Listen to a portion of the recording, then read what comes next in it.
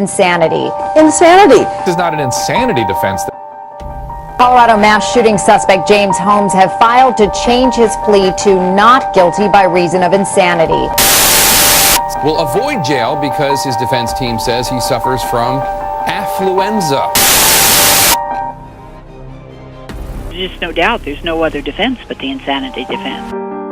He has a delusional disorder. The prosecutors that it drove him to murder, the defense that it drove him crazy.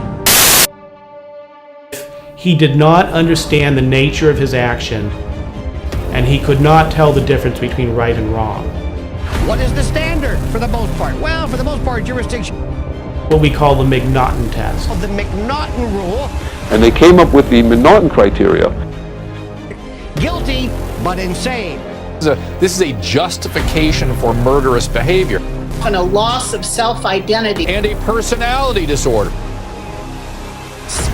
And that was passed down again to my generations, passed down again to my generation. People think that just because someone has bipolar disorder, just because someone has schizophrenia, just because someone has an organic brain syndrome, that means that they are insane. And that's not the case. And that's not the case. The human brain is the most complex machine we know of, and the most mysterious one. We face huge issues in medicine to understand how to objectively diagnose and treat brain diseases. Are very difficult to treat, particularly in an unmotivated patient.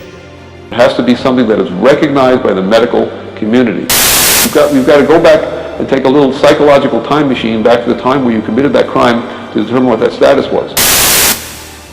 And at that time, your powers of perception seemed a picture-perfect all-American family.